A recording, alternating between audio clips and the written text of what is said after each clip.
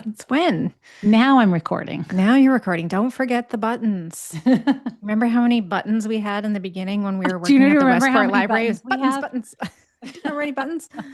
Got to learn all the buttons. They're not too many buttons. Zoo was the button lady. Rizzu is the button lady? Zoo in the beginning helped us with all the buttons in the very, I'm very, sorry. My very mind went to a beginning. dirty place. Oh, I was like, there aren't that many. no, there's really just one important button. That was very non-Trisha of you to pick up on that. I was certain I was picking up what you were putting down there. All right.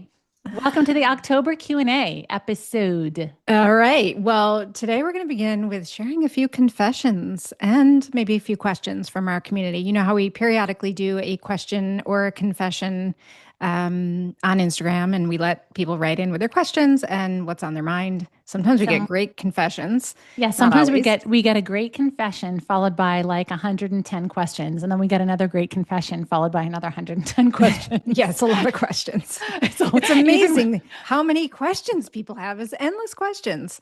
There's always a we question. So, I have a little confession to start with.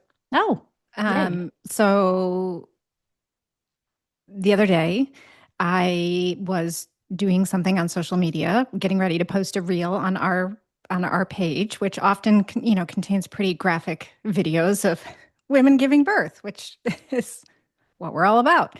So, always happy to post them on our page. But I was also in the middle of doing something for Camp Billowood, which is, a children's camp. And I was sending an invitation to the parents to join us for the end of season events with a link to RSVP. And I don't know what happened, Oh God, you but sent them a full crowning photo, didn't you? What no, happened? I accidentally somehow I included the link to the video of this woman giving birth that was, right up front and center. And the link, said, the invitation link said, please RSVP to our end of season camp events. And you clicked on it, and it was just like a woman grunting and groaning with her legs spread.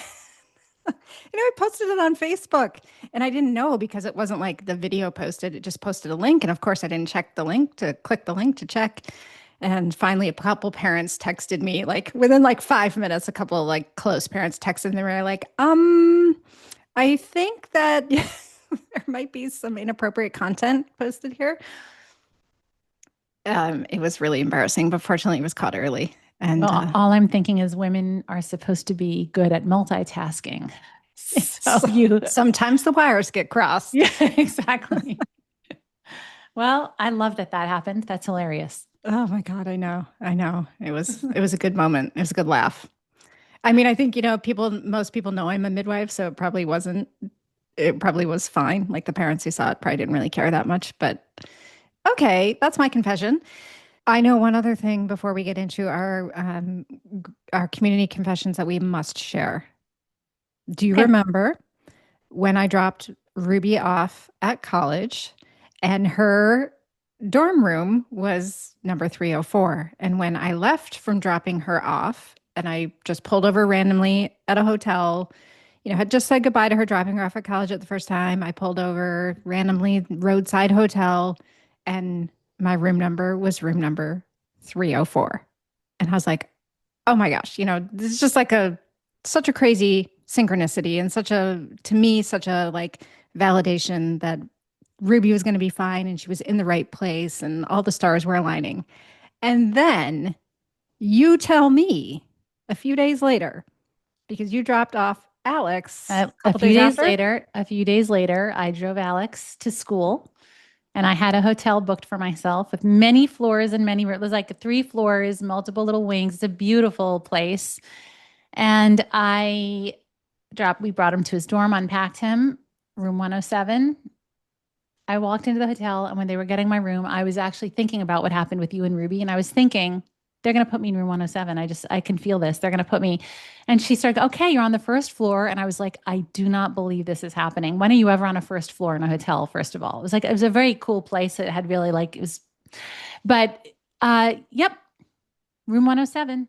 So How I did did the this math. happen? to both of us. I did the math on it happening to both of us. Now, I'll tell you, it would have really been miraculous if it was all the same number, but it was incredibly miraculous nonetheless. And the odds were like 1 in 79 million that you and your daughter would have the same room between her dorm and her hotel, and that my son and I would have the same between his dorm and his hotel. So, and I showed you, I sent you a picture of my receipt thing and the dorm, and you couldn't believe it. You just flipped, and I was like, I want to flip, but I had a feeling it was going to happen. So it kind of took the shock out of it because I just had a feeling that was going to happen, and it did. Well, Yeah. it always brings me back to the episode that we did with Kale Blossom on fetal microchimerism, about how once a mother and child are together, they are forever together, and the cells from them are always living in your body. And so, therefore, you always have sort of like this telepathic connection with them. And I don't know, I think those are pretty cool examples of how that's true. It reminds me, I don't know if I should tell a story. Should I fit in a story here? Sure. It reminds me of something really remarkable that happened when I was in my mid 20s. GE hired me out of grad school, out of business school to work, in Connecticut. And my first Christmas with the company, Jack Welch was still the CEO. And they threw this huge Christmas party. It was absolutely opulent. It was just amazing. It was so exciting. It was a dated function. It was just so wonderful. And at one point during the event, he goes up on this basically like I guess the middle of the dance floor area, and he gave away these incredible door prizes. So everyone got like a raffle ticket when they walked in. And I was standing with a bunch of friends that I had made, guys and girls, and we were standing there, and everyone was like holding their raffle ticket. And he gave away the first thing, he gave away the second thing, and I suddenly got like my whole body filled with, I wish I could explain this, conviction that he was about to call my number on the next one. And I kind of froze in place. And 8 or 9 people heard me, like they saw me get very still and look very nervous because I was nervous. I was young. It was like my first big executive job, and I felt nervous at the thought of winning, but I knew he was about to call my number. And I stood there and I was like, oh my God. And they're like, Synth, what's going on? And I said, he's about to call my number. He's about to call my number. And one of my best friends, Jalal, was like, oh, really? He's about to call your number. You really think so? And I just was standing there very frozen, very nervously. I was 100% where time didn't exist because I had certainty it was about to happen. He called my number and I was so nervous, and he called it. I had to walk out in front of everyone. He kissed me on the cheek and congratulated me. I won like a ski trip. And it was fascinating because so many people witnessed it, but that's not the incredible part of the story. That's the first part of the story, just like you and your daughter sharing the same room number. The following year, there was a joke where everyone was like, because most of us worked in like a building with maybe 800 people, and I was the only person in my whole building who won one of the things. So the next year at the same party, all these friends gathered around me. They were like, "Oh, Cynthia's our good luck charm. Come on, let's stand." They're making a big thing about it because it was such a big thing that I had won the previous year. And unbelievably, he started calling off the things again, and the exact same thing happened again. I froze and I said, "Oh my gosh, you guys, he's about to say my number again." And they just didn't know what to make of me. They were like, "What?" And I froze again. I got nervous again. Oh my gosh, he's about to say my number again. I won the door prize 2 years in a row.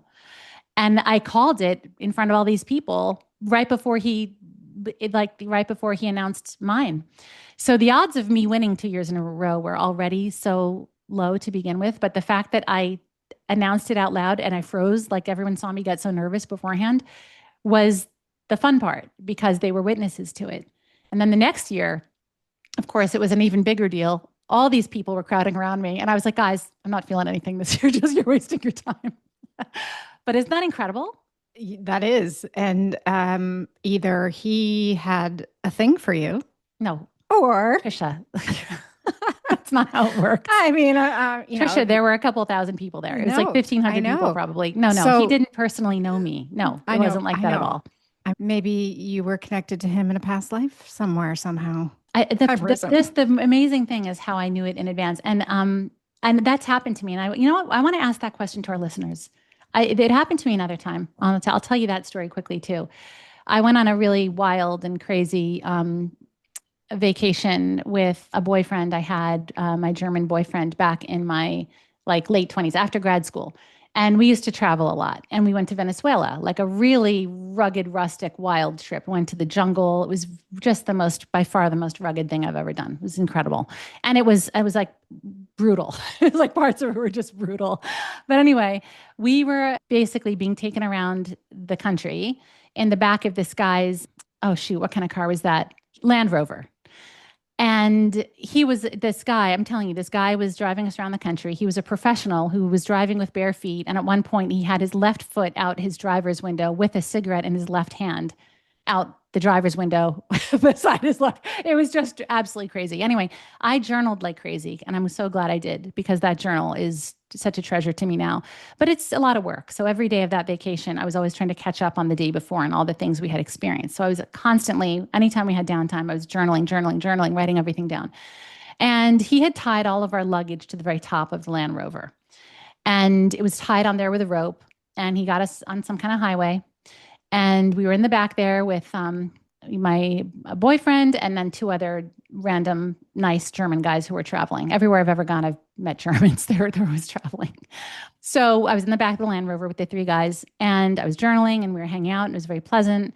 And all of a sudden, the three guys saw me look up, and I said, "Oh my God, the luggage is flying off the truck." And right then, out of nowhere, about 5 seconds later, all of our luggage, while we were going down, I won't say speeding, but like he was going down the highway, all of our luggage was airbound, kind of came untied. And we looked out the back of the window and we saw all of our luggage in the air and it slammed down on the highway. Of course, what did he do? He put the car in reverse and reversed on the highway back to our luggage. Mine was torn up. A couple of things got messed up, but I sensed it like 5 seconds before it happened. So I want to put this out there because this is definitely not only me. I know some people listening have had a similar experience and we want to hear about it. So message us if you ever had an intuition of something right before it happened, not months before, not weeks before, not like, oh, I met him and I knew he'd be my husband. Like if you could energetically feel something 10 to 30 seconds before there was any evidence of it happening. I bet we're going to get a bunch of those and we'll read them. Oh, I'm sure. I hope so. Yeah. Okay, ready? Yep. What came in? So, a few questions and confessions from our community. The first one is I peed in the birthing tub. I didn't think about it in the moment, but is that bad? She probably was like, I need to pee and I don't feel like getting out. So I'm just going to go. Okay. Let's see. Next is how can I afford a home birth? Money is so tight and we already have quite a bit of debt. I would say it's worth going into debt for your birth. That's what I would say. Everyone's noticing my silence right now. As the finance person, I'm like, I will not say that. I have too many questions before I would say that. I have far too many questions to know how you could get out of that debt before I would say, yeah, there is nothing more important than your birth. However, you don't want a calamity on your hands because of it. So that I do have other questions first. But anyway, yours was a very nice vote as long as it's not going to mean that you have to go back to work 6 weeks postpartum, go into a little debt for your birth. That's what I would say. Okay, next. Confession. I think I pushed wrong. I used the muscles that I use when pushing out a period cup. How much dexterity does she have with all of those muscles to be able to differentiate? Like, that's pretty good muscle awareness. Essentially the same muscles? Yes. Yes. But I mean, honestly, your uterus is actually pushing the baby out. And then there are the muscles in the vagina that are also pushing the baby out, but not necessarily consciously. And then you are using muscles consciously too when you're experiencing that sensation. Well, it's actually called the Ferguson reflex. There's a lot of confusion between the Ferguson reflex and the fetal ejection reflex, but the Ferguson reflex is really like that feeling when there's something pressing down on the back vaginal wall that makes you feel like you have to take a poop. And then that's kind of like a conscious response. So I don't think she's pushing incorrectly. I think that there isn't really a wrong way to push unless you're being told what to do. And it doesn't feel right. I am excited for baby number 3, but terrified of another round of postpartum rage. This one's for you. Yeah. I mean, well, first, we've done a lot of work on rage. And we have a really outstanding Patreon workshop. If you're not on Patreon, you can just get the workshop. Go to patreon.com/downtobirthshow/shop. And you just watch it. There is so much good information there about identifying rage, what to do about it, because rage is the variation or the manifestation of postpartum depression that actually has a cyclical and somewhat predictable pattern. So it's about identifying and breaking the pattern. And it's normal to be afraid of it happening again, but it is very largely preventable. And there's so many things on that topic to be aware of. It's so important not to go through that again. And primarily because not only of the suffering that you go through with it and your family goes through with it, but the guilt that you suffer afterwards. And that's really the part that gets women. So please, please, we've done so much work on that. Please don't miss out on it. All right, one more quick confession. I told my OB I wanted my hubby to catch the baby so that my hubby can block and I catch. That's good strategy. The OB did the OB get the joke, the reference? I don't know. Oh, I don't know. you know But what? You teased me in a recent episode that I didn't get a football reference, and I just got one. That was a football reference. oh, You didn't get that? I mean, catch is just a No, block. That's a football reference. I can't catch believe and that. block. I can't believe the table just turned. You should have That's known that funny. long before I, Okay. because your son played Yeah, I wasn't football. thinking about it that way. Um, well, okay, it's a good strategy because your OB should just be there. Your OB should be sitting in the back corner, not The doing anything. receiver, the receiver. There's literally a receiver. Your OB should be the tight end. Okay, let's not talk football because I don't know what I'm talking about. Anyway, point is, good strategy. We want the OBs to be out of the way, right? Like find a way to keep them out of the way so you can receive your own baby. And if that means putting your husband between you and the OB, then oh well, that's what you got to do. Under the category of easier said than done. But yes. I know. But it is a little easier to do that than to tell your OB to keep their hands off you when they're trying to put their hands on you. What a haphazard opener I've today. That was exceeded my time limit for Instagram for the day, and it's already only 12:45. all right. Let's get into the first question then. Hi, ladies. Thank you so much for your show and all the support you give. I just had a quick question. With my last pregnancy, at about 30 weeks, I risked out of giving birth through my midwife because I was diagnosed with a seizure condition. And so I had to find a hospital to go through to give birth, and really overall enjoyed my hospital experience. I asked them all the provider green flags and everything. My question was, when it came down to giving birth, I overall had a really good experience. They pretty much left me alone for the whole time. The only thing was that when I started to push, my provider had me get onto my back. I had been on my hands and knees, and then she told me to flip over and push on my back. And I asked her if I could switch positions, and she had said no, even though when I interviewed her, she had said that she'd let me give birth in any position that I wanted. In the end, I really only pushed for 10 minutes. And so I don't think it hindered me in any way, but it was by far the most uncomfortable part of my birth. And so looking forward to my next pregnancy, I'm just wondering what I should do moving forward.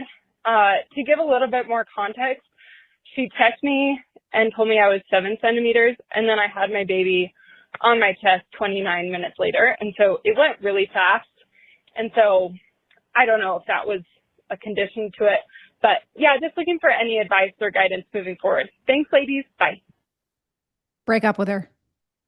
This is the most common thing in the world. And I talk to my clients about this all the time. Yeah. I mean, don't go back to her, but let me just, for women who are still expecting, when I talk about birthing positions in my class, I always finish it with saying, listen, talk to your providers about how you intend to birth in whatever position feels right to you, especially in a physiologic birth, because you can really trust what your body is telling you to do when you're feeling everything.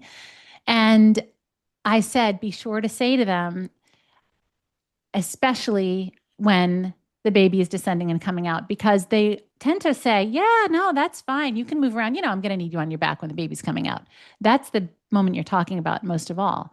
And in my first birth, with wonderful midwives, they asked me to get off my hands and knees in the tub and flip around. I didn't want to flip around. I regret that I did. They didn't have me on my back. I was in a tub and I went into another good position. So I knew it was still another good position. It was the semi-reclining. So my sacrum could open and my back was I was leaning back, but my whole sacrum was available and open to expand. But I didn't want to be in that position. And it was just better for them. So after my son was born, I really thought about that a lot. And I thought, they really shouldn't have asked me to do that. So with my next pregnancy, I said to Amy, my midwife, Amy, are you going to be cool with me birthing in any position I want? I mean, when the baby is emerging, can you just leave me? Because I still feel like I want to do that on my hands and knees, and I didn't get to. And she was like, yeah, absolutely. So ask them about it in advance and specify, especially, including and especially when the baby is descending and coming out. Because they do have this little caveat that they Yes. want to have you on your back at the end. Well, it's a hard thing to find an OB that is going to comfortably receive a baby in any position other than the mother on her back. They just are not trained that way. They haven't seen it that way. They are very uncomfortable for the most part that way. I mean, she did ask this OB if she could deliver in any position or birth in any position, and the response was sure. And then whoop, bait and switch at the end, which is, as you said, extremely common and a good reason to choose a midwife, because a midwife is going to understand how to receive a baby in alternative positions or any position that's comfortable to you. Hi, Cynthia and Trisha. I recently came across a TikTok of a doctor explaining why she thinks that laboring down is a trend and poorly understood by most providers who advise for it. She said that having extended amounts of time between being fully dilated and baby being born puts an extreme amount of pressure on your urethra, perineum, pelvic floor, that whole area, and can cause lots of damage. She then brought up some very fear-mongering, worst-case scenario facts about fistulas and said that laboring down makes them much more likely. She was speaking specifically about laboring down, but also mentioned that long periods of pushing can cause similar damage. And that's why you should listen to your doctor when they rush that stage, because they know better and are trying to prevent damage. It got me really curious to hear your take. I've always understood from more natural-minded content that laboring down has a lot of benefits, and as long as baby and mother are doing well, pushing for hours and hours even can be normal and fine. So I was wondering what you thought, and if there is an amount of time that becomes too long for laboring down or even for the pushing phase, if damage is more likely to occur after a certain number of hours, or fistulas or such. Love to hear what you have to say. Love the show. So that's why you should listen to your doctor when they want to rush that stage. Okay. Yeah. So this sounds like a provider who is in a hurry to hurry up and get your baby born. And if you rush that stage, you increase your risk of a severe laceration, a severe perineal tear, a third or fourth degree tear. So let's first start by explaining what a fistula is. A fistula is something that happens when there is prolonged pressure, particularly in one spot. So like when a baby maybe is kind of stuck in the vaginal canal for a long period of time and putting an excessive amount of pressure on the vaginal wall, which then creates a thinning or stretching and sometimes a opening of the vaginal wall with the bladder or the rectum, which obviously is not a good thing.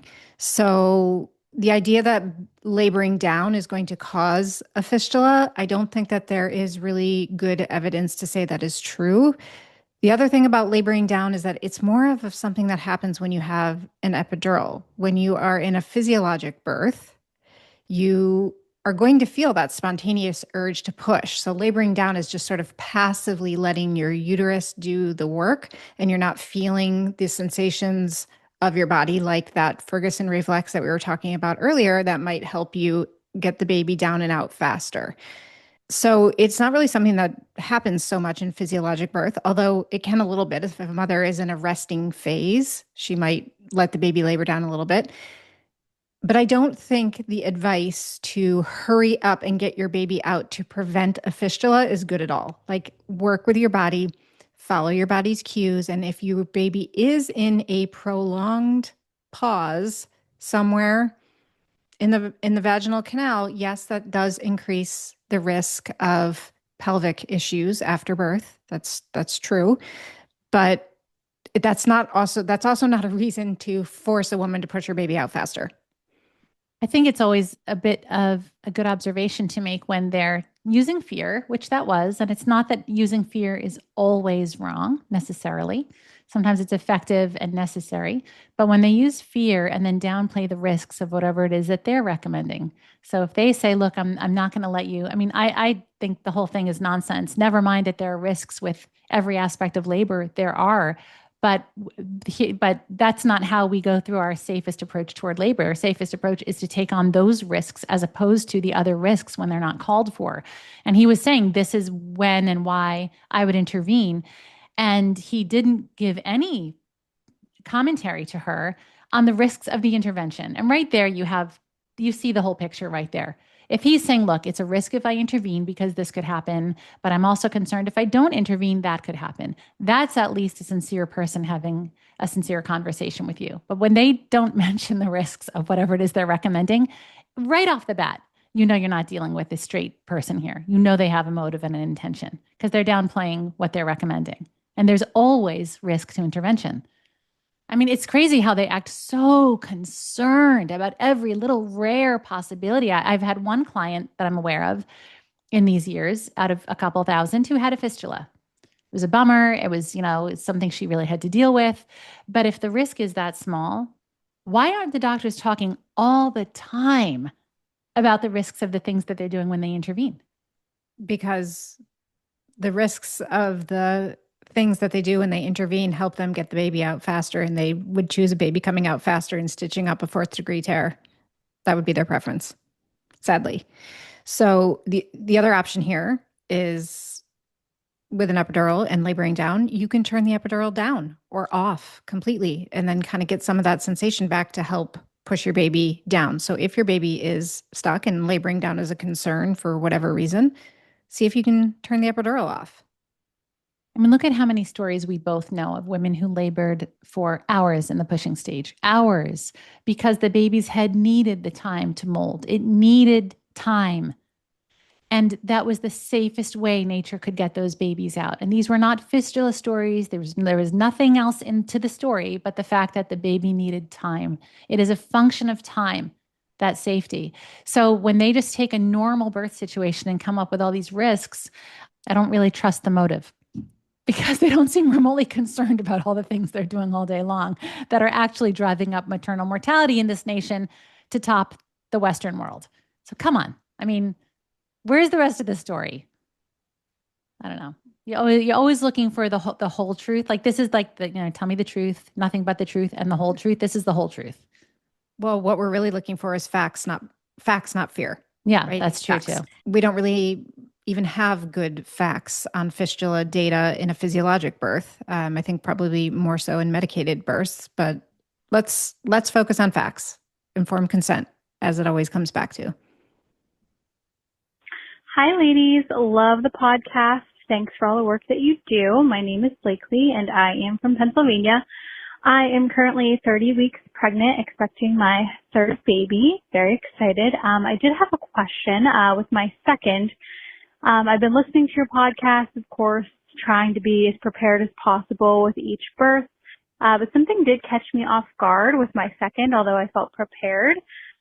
His labor was very fast. Hospital birth, actually very positive experience. However, after he was delivered, it was time for the placenta to be delivered, and it wasn't coming out quickly. And they had told me I had 30 minutes to get the placenta out, or they were going to take me back for a D&C procedure. But luckily, the resident that actually delivered him worked very hard and got it out just at the 30-minute mark. But it did kind of scare me, just something that came up unexpected. I did not know that was a thing.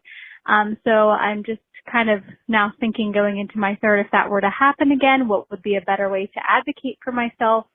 Is it really true in a hospital that you have 30 minutes, or is there more of a wiggle time? Any insight to that or help would be greatly appreciated. Thanks for all you do. Bye. Major red flag. Anything with time. A D and C I for know. a placenta? Yeah. Oh, yeah. We're going Yeah, to I've take you heard of back it. for a D and C if your Yeah. placenta's not born in 30 minutes? I Yeah. mean, okay, first it was we're going to manually extract it, like getting up there in the hand and pulling it out, which it sounds like she did say that, her provider did a great job. What did she say? Getting it out fast, aggressively, something like that. I mean, just let's please leave these women alone. There's nothing related to birth where there's a risk as of a certain duration of time. There's nothing. It's not true. Like we hear about it all the time. You have to get to 10 centimeters in 10 hours or less, which was the one I was told. There's so many women who are told you have to push the baby out in 2 hours or less. You have to get the placenta out in 30 minutes or less. It's all made up. You don't have to play by their rules. So if you're wondering what to do, just relax, because that's going to get your baby out faster anyway, your placenta out. But you're not playing by those rules. You know it's arbitrary. There's not research associated with that. So you say, I don't consent. I'm not doing that. Now, if you're hemorrhaging, if there's a medical indication, you'll deal with that if something comes up. But to look at the pressure on her to get phew, got it out in 30 minutes. This is not how this should be. Absolutely not. I mean, it is true that there's a correlation. There is some increased risk for postpartum hemorrhage with placentas that are not birthed quickly. Normally, the placenta does birth itself on the third contraction after birth. That is the physiologic kind of norm. Some placentas do take longer. 30 minutes does not mean you're going to have a postpartum hemorrhage, though. But yes, there is an increased risk, which is why there is all the rush to get the placenta out. And it's also, so they can seal up the birth and be done and get the perineum stitched up and close the doors and move on to the next thing. So it is the number, the 30 minutes is arbitrary. But the aggressiveness that we are putting on mothers to get this placenta born is creating a stress response. Of course, if you're told after your baby is born, you have 30 minutes to get your placenta out, what do you think that's going to do to the oxytocin in your body? Yeah. And that was going to be my next point. If they knew a thing about this that could justify this 30 minutes, if they were really sincere about this and were really doing their best and really cared about preventing hemorrhage, they would never have an arbitrary amount applied to every woman. They would say, we'd like to see it come out. We'll see how you're doing at 30 minutes and whatever they want to say around that. But they would say, and this is presuming you've had no epidural, and your baby goes right on to you, and that you're skin to skin and your baby is latching on, because that's what your body is expecting. And those are the conditions for getting the placenta out as safely as possible. And if they're ignoring all of those things, then it shows you everything. If they're ignoring all of that, then this is just a completely arbitrary thing. You can't say that to a woman who's having a physiologic birth and takes a little wet baby onto her, skin to skin, and is starting the breast crawl, and say the same exact thing to a woman who's had an epidural and she's fully clothed and they take the baby away to wash the baby. Each body is going through something radically different. So if they're really coming from an informed place, or if there were any good research on this, that would be the top factor, not the time. Right. So they're applying non-physiologic management of the placenta to the physiologic birth.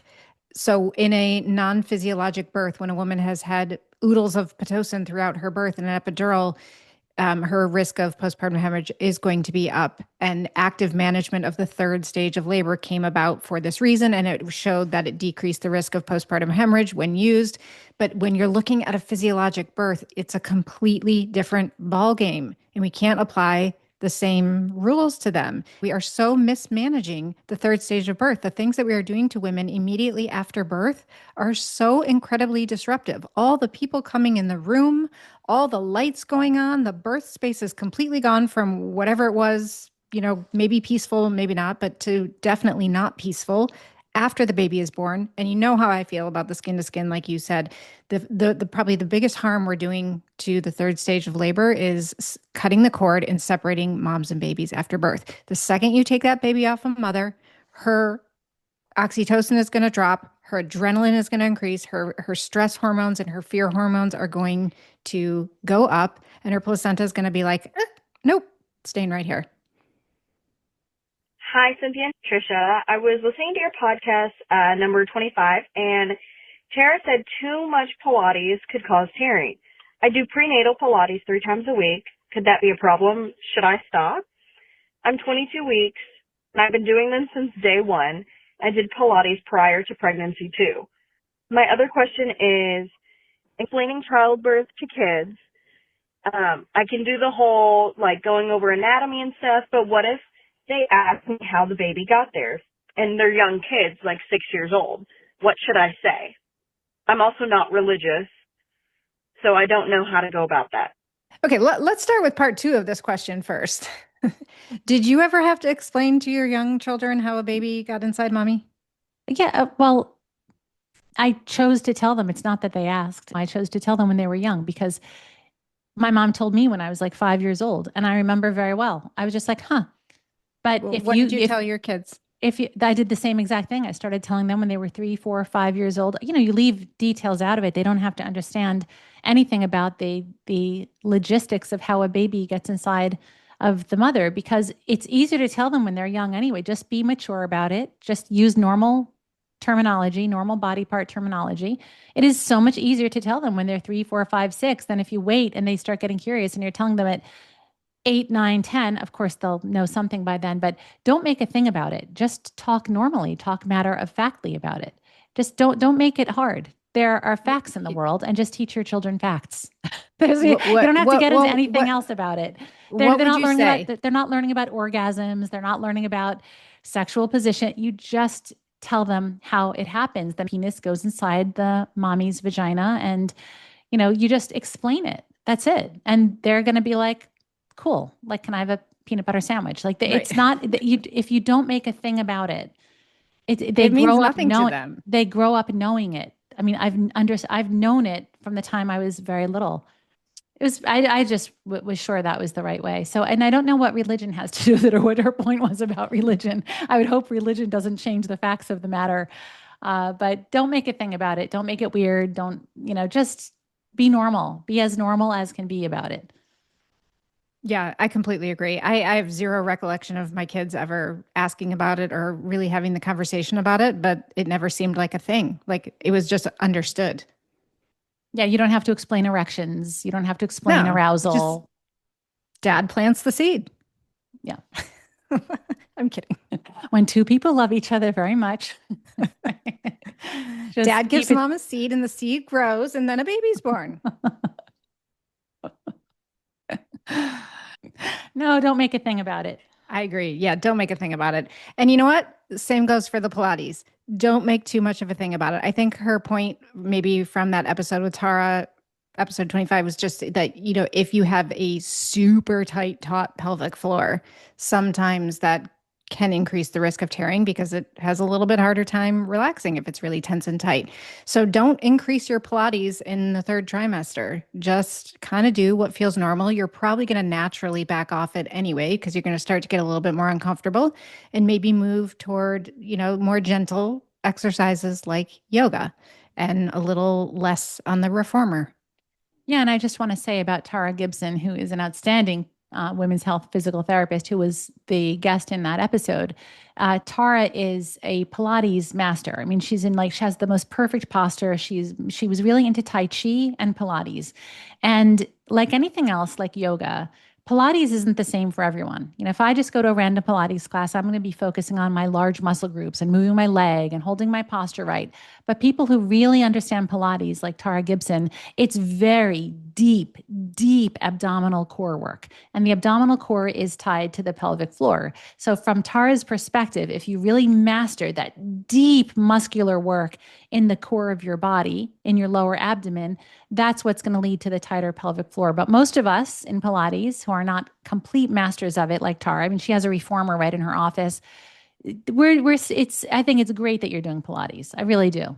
I think it's great. I think Tara really was coming from a place of someone who she herself could have been at risk of that if she didn't understand the pelvic floor so well because of how effectively she does Pilates. So that's probably the factor that she was referring to. So, all right, that's a wrap on our questions, Tricia. So let's get to our quickies. Quickie time. Okay. All right. Okay, we're just going to start with this one because I just am going to be very curious to understand how many people do this. The first quickie, How often do you wash your walls? Don't lie. Do you wash your walls? Well, not from top to bottom. I just repainted a couple months ago. So, Okay, not the no, when same. I see anything on the walls, I wash what I see. If I see fingerprints or if I see any smudge, I wash the wall. I don't like wash the walls the way like the way you dust a house or vacuum a house. No, I kind of wait till I see something and then I wash it. What do you do? I do not wash my walls. Well, what about when you see stuff on your walls? I You don't? mean, maybe that happens once or twice a year where somebody like runs a grimy hand across the wall and you have to wash it. But no, I don't wash the walls. I can't think of the last time I washed the wall. Yeah, in your house, I don't think that would be likely to happen. It's kind of more rustic and you have that big wooden piece when you walk in. For mine, when you walk in, there's like, matte finish on the walls everywhere. It's very easy for us to get a fingerprint or something on our walls because it's like mostly wall in our entryway. We have like a console and a mirror, but that's yours has a large piece of furniture. You almost can't access the wall that easily. I think you would see a lot more if your house were laid out a little differently. But it's a Maybe. quickie and we're going to move on. That was a Okay, fun good. one. Yeah. All right. Yeah. Let's go. Should an OB be able to tell if a baby is head down without an ultrasound? Yes. Yes. Yes. More. Yes. Yes. Yes, they should. Can Yes, they? they should. Have you lost all your skills? Right. Have we stopped Did you ever touching? have them? Right. Did you ever have them? We've stopped touching women. Touch is care. Touch is love. Women should be touched by people that they feel safe with, and that those hands should be able to say, oh, this is how your baby is, and this is where your baby is, not hooking you up to wires and machines. And that definitely speaks to me of an absolute loss of skill and a lack of Yes. ability. The answer is yes. Don't give me that look. Do you know how boring quickies would be if we just said yes or no? Sorry. Okay. You're ruthless. Does a lip tie in a newborn need corrected if their latch is great and they're gaining weight? Oh, this person's from Ohio or Western Pennsylvania? Why? Because she said, does it need corrected? It's a colloquial verbal thing instead of need to be corrected. I didn't even notice that. Yeah. Yeah. Okay. Yeah. Does it need to be corrected? Okay. That's for you. Yeah, I don't think so. No. No, I'm not super big on correcting the lip ties. I mean, especially if there's not a problem. It's a definitely a more painful process for the baby. Are there any supplements that actually increase milk supply or all scams to scare breastfeeding moms? Yes, actually, yes. Supplements or galactagogues, as they're known, are herbs and foods that help support prolactin. So all they do is give your little prolactin hormone a nice little boost, but the real work is in removing more milk. So you can elevate your prolactin levels through foods, teas, supplements, tinctures, whatever it is. But if you're not removing the extra milk, it's not going to do a whole lot for you. There are many galactagogues and they do work. Yes. Is estrogen cream a helpful tool postpartum? My midwife recommended it. Well, guess what? We have an episode coming up on this because there's something called genitourinary symptoms of lactation. And this is because estrogen levels are very low during lactation. And a lot of women can be prone to genital or urinary issues because of it, like UTIs, recurrent UTIs, or the incredibly dry, painful vagina that leads to painful sex. So yes, estrogen creams can be helpful. They can also help with healing. If you only had the time or funds to pick one, would you choose a PT or a chiropractor during pregnancy? So physical therapist or chiropractor during pregnancy. It completely depends on their skill. I would pick the person that is most skilled at working with pregnant women. I would meet them both. I would go to one of each and I would see which one felt more effective and then pick one. I agree. It just depends. And there are other modalities I hate to leave out. Pelvic floor PT is probably one of the most valuable things you can do, but why leave out acupuncture? And they're not all created the same. Is it an outstanding chiropractor, acupuncturist, PT, or not? So we can't leave that out of the equation. All right, a couple more. We've got a lot of personal ones today. What are you currently reading for fun? I'm actually currently reading Joe Dispenza's Breaking the Habit of Being Yourself. And it's amazing. It's absolutely amazing. Good one. I need to read that. I don't read for fun very much. I need to read for fun more. So I'm going to ask for some book recommendations. I could use some more light fun My reading. Brilliant Friend. You have to read My Brilliant Friend. My Brilliant Friend. Yes, Okay. it's a 4-series book. I'm waiting to start it because I know I'm going to become obsessed. Like the whole world is obsessed, and my mother and my niece and everyone's like, oh, like this. It's apparently magnificent, and I know that when I read it, I'm going to need a lot of time in my schedule. So I'm waiting to begin My Brilliant Friend, and it's sitting on my table. Well, let's read it together, and maybe we'll add it into book club. Okay. So I'm currently reading Unshakable by Tony Robbins. Oh, okay, great. Which is a great book preparing for the great stock market crash that's coming. Which leads into the next question. Do either of you believe any conspiracy theories? Well, the thing is, when you believe them, you know they're not a conspiracy theory. I believe many things that are totally factual that other people would say. No, but like, landing on the moon and stuff. No, we landed on the moon. I'm not going to be prone to just all sorts of random things that come up. Yeah, I really tried to stay away from that stuff. The production that would have been involved in faking that, and the 1,000 people that would have been involved in that who never spoke in 2 generations about it. No, but there are many things that are factual and are chalked off as conspiracy theory. I think that's the most harmful thing because it shuts down discussion. And sometimes things that are started as conspiracy theories become factual later on when we find out.